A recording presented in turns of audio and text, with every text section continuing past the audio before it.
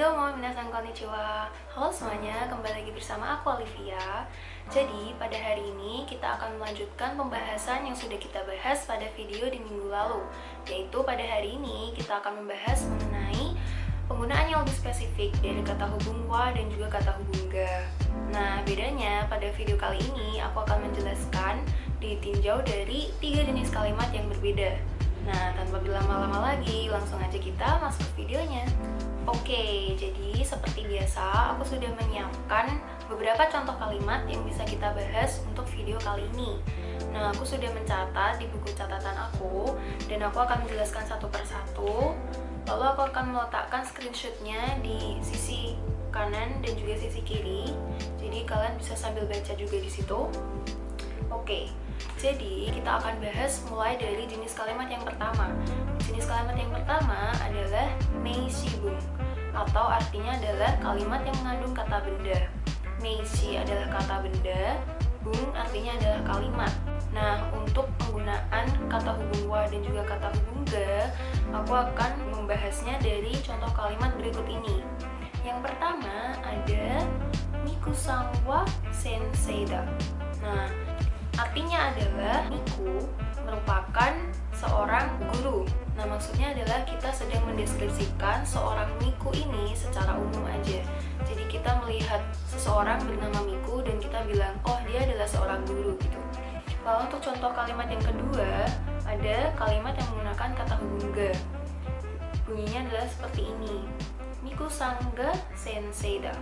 Nah, maksudnya ketika kita menggunakan kata hubung ga, penempatannya juga sama di belakang subjek, masing-masing diletakkan di belakang subjek.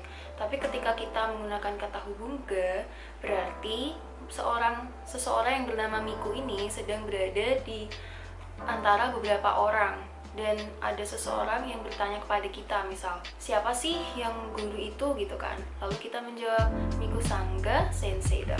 Miku-san ini loh gurunya, seorang guru gitu loh. Jadi kayak kita sedang membahas Miku-san ini secara spesifik ketika dia sedang berada di antara beberapa orang lain yang mungkin profesinya berbeda-beda gitu. Lalu kita lihat ke jenis kalimat yang kedua, yaitu keiyoshibung, atau kalimat yang mengandung kata sifat. Keiyoshi adalah kata sifat, lalu bung tadi adalah kalimat. Nah, untuk apa sih aturan dalam penggunaan kata hubung wa dan juga kata hubung ga, itu tuh sama seperti meishibung tadi atau kalimat yang mengandung kata benda tadi. Jadi seperti ini, kita lihat ke contoh kalimatnya ya. Yang pertama ada Miku-san wa yasashi. Nah, maksudnya kita sedang mendeskripsikan seorang yang bernama Miku. Miku itu orang yang baik gitu maksudnya. Jadi kita melihat dia terus kita mendeskripsikan gitu doang secara umum. Tapi untuk yang kedua ada Miku-san ga yasashi. Nah, ini ketika kita sedang mendeskripsikan seorang Miku ini ketika dia berada di antara beberapa orang yang banyak. Dan ada yang bertanya misal, siapa sih orang yang baik gitu kan? Lalu kita jawab Miku-san ga yasashi gitu. Miku-san ini loh orang yang baik gitu. Orangnya baik Miku-san ini gitu. Jadi kita menunjuk Miku-san secara spesifik bahwa dia orang yang baik, sementara yang lain tidak gitu misalnya. Lalu untuk jenis kalimat yang ketiga ada yang namanya doshibung, atau kalimat yang mengandung kata kerja. Nah, doshi artinya adalah kata kerja, bung tadi artinya adalah kalimat. Lalu untuk penggunaan kata hubung wa dan kata hubung ga, ketika dia diletakkan di dalam kalimat yang mengandung kata kerja, penggunaannya itu berbanding terbalik atau kebalikan dari kata hubung wa dan juga kata hubung ga yang diletakkan di meishibung dan keiyoshibung tadi, yang pertama dan yang kedua. Nah, perbedaannya gimana? Kita akan coba lihat ke contoh kalimatnya. Jadi yang pertama ada Miku-san wa tabeta. Nah, di sini aku mau memberikan penjelasan terlebih dahulu.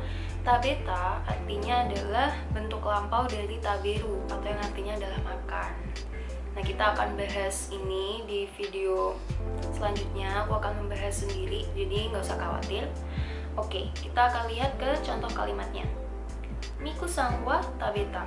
Nah, ketika kita menggunakan wa di belakang subjek, di dalam dousibung atau kalimat yang mengandung kata kerja, ini artinya bukan kita menggambarkan miku secara umum lagi, tapi justru kita sedang mendeskripsikan miku ini ketika dia berada di antara banyak orang. Jadi ada orang yang bertanya, siapa sih yang sudah makan gitu kan? Terus kita jawab, miku-san wa tabeta. Jadi artinya seperti ini, miku-san itu sudah makan, tapi yang lainnya belum gitu maksudnya. Nah, untuk contoh kalimat yang kedua, miku-san ga tabeta. Nah, ketika kita menggunakan kata hubung ga, justru kita sedang mendeskripsikan miku ini secara umum. Jadi kita bilang, miku itu loh sudah makan gitu doang. Jadi dia sendirian dan kita bilang miku udah makan gitu. Tapi kalau kita menggunakan wa, berarti miku sedang berada di antara banyak orang dan kita bilang miku udah makan, tapi yang lain belum gitu. Jadi kurang lebih seperti itu untuk penggunaan wa dan ga secara spesifik. Untuk kesimpulannya, aku akan memberikan tabel setelah ini dan kalian bisa screenshot, jadi kalian bisa lebih jelas lagi dalam memahami materi kali ini.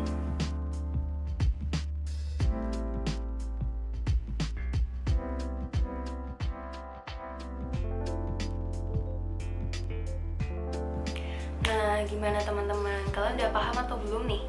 Kalau misal kalian belum paham, jangan ragu buat tanya di kolom komentar di bawah ya.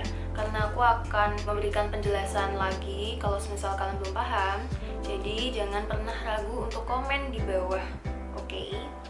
Jadi untuk pembahasan pada video kali ini cukup sekian. Dan sampai jumpa di video selanjutnya. Bye-bye!